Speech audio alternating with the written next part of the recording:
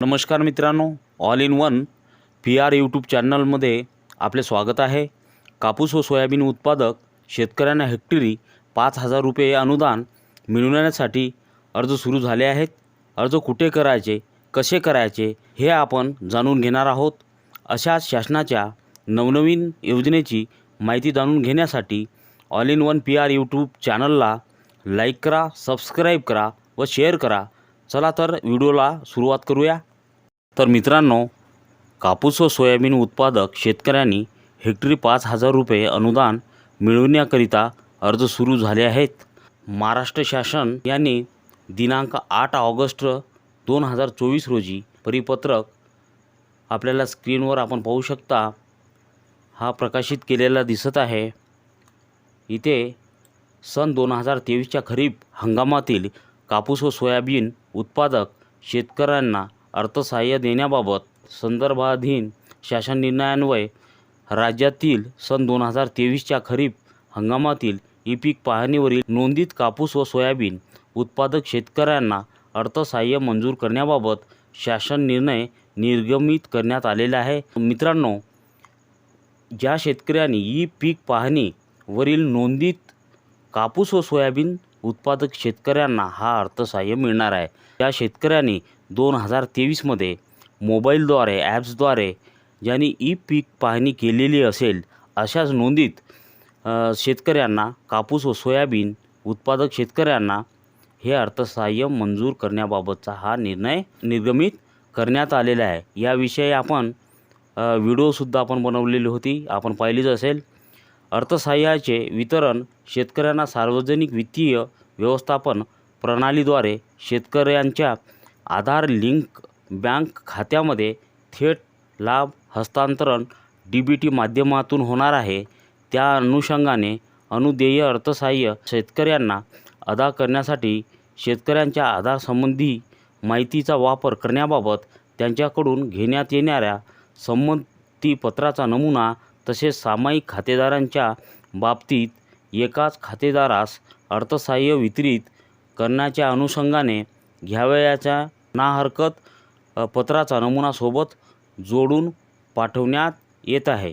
तर मित्रांनो, हा लाभ थेट आपल्या बँकेला लिंक असणाऱ्या खात्यामध्ये DBTच्या माध्यमातून येणार आहे.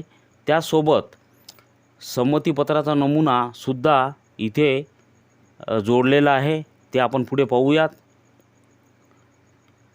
तर मित्रांनो, हा संमतीपत्र आहे. सन 2023च्या खरीप हंगामातील ई-पीक पाहणी पोर्टलवर नोंदीत व कापूस व सोयाबीन उत्पादक शेतकऱ्यांना अर्थसहाय्य व कृषी विभागाच्या अन्य योजनांतर्गत अनुदान उपलब्ध करून त्याद्वारे बायोमेट्रिक आणि किंवा तत्सम प्रणालीद्वारे प्राप्त वैधतेसह मला मिळावयाच्या लाभासाठी आधार वित्तीय अर्थसहाय्य लाभ सेवा त्यांचे लक्षित वितरण अधिनियम 2016 नुसार संमती देत आहे. माझ्या आधार संबंधीचा माहितीचा वापर केवळ माझी ओळख पटवण्यासाठी करण्यात येणार असून ही माहिती इतर कोणत्याही अन्य कारणासाठी वापरली जाणार नाही अशी खात्री बाळगतो. तर हे संमतीपत्र ज्या सातबारामध्ये किंवा ज्या जमिनीवर एकपेक्षा अधिकचे खातेदार असतील त्यांच्यासाठी हे संमतीपत्र आपल्याला स्क्रीनवर पाहायला मिळत आहे. मित्रांनो, तर इथे आपल्या जिल्ह्याचं नाव टाकायचं आहे, इथे तालुका, इथे आपल्या गावाचं नाव, शेतकऱ्यांचे संपूर्ण नाव आधार कार्डनुसार मराठीमध्ये व इंग्रजीमध्ये, इथे पहिले नाव, मधले नाव, आडनाव, इथे इंग्रजीमध्ये पहिले नाव, मिडल नाव, सरनेम असं आपल्याला भरून घ्यायचं आहे. त्यानंतर आधार कार्ड क्रमांक इंग्रजीमधून इथे फिलअप करून घ्यायचा आहे.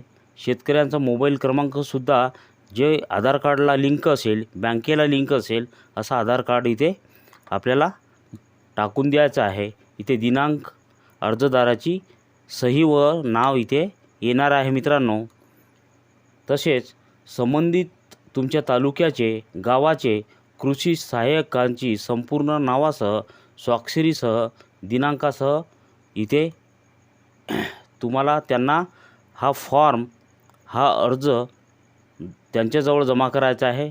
सामायिक खातेदार ना हरकत प्रमाणपत्र. या सामायिक खातेदार असतील, एका गटामध्ये एका सर्वेमध्ये अनेक असे खातेदार असतील, त्यांच्यासाठी हा इथे आपल्याला फॉर्मॅट आपल्याला हा नमुना दिसत आहे.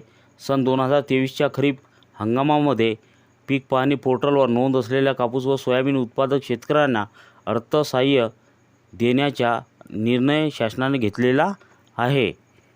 तर मित्रांनो, इथे शेतकऱ्यांचा जिल्हा, तालुका, गाव इथे नमूद करायचं तुम्हाला लिहायचं आहे. संयुक्त खाते म्हणजे जोड खाते इथे लिहायचे आहे. हिस्सेदार आहोत. आम्हाला अनुदेय असणाऱ्या लाभांची रक्कम ही आम्ही सर्वसंमतीने आमच्यासह हिस्सेदार असलेल्या खालील खातेदार यांच्या आधार संलग्न बँकेत खात्यामध्ये जमा करण्याची संमती देत आहोत. असे जे कोणी हिस्सेदार असतील किंवा खातेदार असतील त्यांना हा सामायिक खातेदार ना हरकत प्रमाणपत्रावर आपले नाव इथे नाव संपूर्ण नाव मराठीमध्ये इंग्रजीमध्ये इथे लिहायचे आहे. त्यानंतर खातेदार आधार क्रमांक इंग्रजीमध्ये इथे टाकून घ्यायचा आहे. खातेदार मोबाईल क्रमांकसुद्धा इथे बँकेला आधार कार्ड लिंक असलेला इथे मोबाईल नंबरला टाकून घ्यायचा आहे. त्यानंतर इथे एकापेक्षा जास्त नावे असतील किंवा एकापेक्षा जास्त हिस्सेदार असतील त्यांची नावे इथे फिलअप करून घ्यायचे आहे. इथे सही करून घ्यायची आहे मित्रांनो. तर आपल्याला ही माहिती आणि हा फॉर्म कृषी सहाय्यकांकडे आपल्या तालुक्याला त्यांना हा देऊन द्यायचा आहे. तर मित्रांनो, ही माहिती तुम्हाला समजलीच असेल अशी मला जाणीव आहे. तर मित्रांनो, अशा नवनवीन शासनाच्या योजनेची माहिती जाणून घेण्यासाठी all in one PR YouTube चॅनलला लाईक करा, सबस्क्राईब करा व शेअर करा. धन्यवाद.